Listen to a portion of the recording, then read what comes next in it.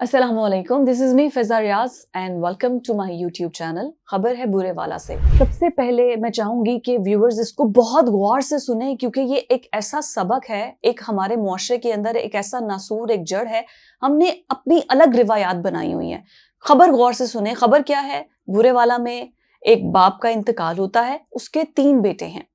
3 बेटे जिनको उसने पाला, उसकी परवरिश की, उनको खिलाया, उनको बड़ा किया। अब उसके इंतकाल पर जब उसका जनाज़ा उठा दिया जाता है, अगले दिन कुल होते हैं और कुल ख्वानी का मौका होता है, तो जब सब चले जाते हैं, तो होता ये है कि खर्चा डिवाइड करना पड़ता है कि आखिर अगर बाप की तदफ़ीन कर दी है, तो उसके कफ़न-दफ़न में, उसके खाने-पीने में जो लोग मुँह उठा के चले जाते हैं कि जैसे किसी के घर मर्ग भी हो गई है, कोई फ़ौतगी भी है, तो हमने जाके अपने खाने खाने हैं। अगर किसी की शादी है, कोई शादी पे खाना अफ़ोर्ड नहीं कर सकता है, लेकिन उसने अपना घर चाहे गिरवी रखवाना है, लेकिन लोगों को खाना खिलाना है, ये भूख लोगों की खत्म ही नहीं होती। तो वहां पर जितना खर्चा आया, तदफीन जितनी हुई, तो उस तदफीन पर जितना भी खर्च आया, उस पर तीनों भाई लड़ पड़े।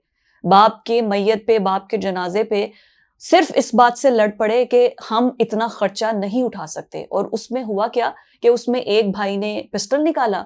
आखिर लाखों का खर्चा आया होगा, हजारों का खर्चा आया होगा, लेकिन गोली तो शायद 100 रुपए की आई होगी ना। उसने उससे पिस्टल से गोलियां चलाई और अपने ही सगे भाइयों को, जिस दिन उसके बाप का जनाजा उठ रहा है, उसके अगले दिन कुल है, कुल ख्वानी का मौका है, अपने 2 भाइयों को उसने मार दिया। क्योंकि वो उससे लड़ रहे थे, झगड़ रहे थे कि हमारा खर्चा ज्यादा हुआ है, तो मैं खर्चा दे नहीं सकता। सिर्फ पैसों के इस बात पे।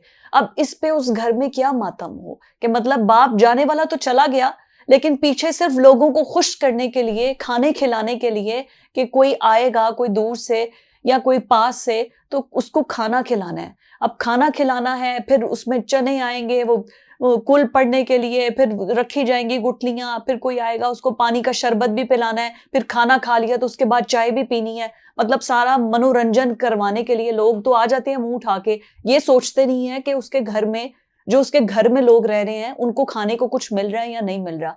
लेकिन जी जनाब, हुआ ये कि उसके बाद घर में कोहराम मचा, खबरों में ये वाकया रिपोर्ट हुआ और सोशल मीडिया पर ये खबरें भी गर्दिश कर रही हैं।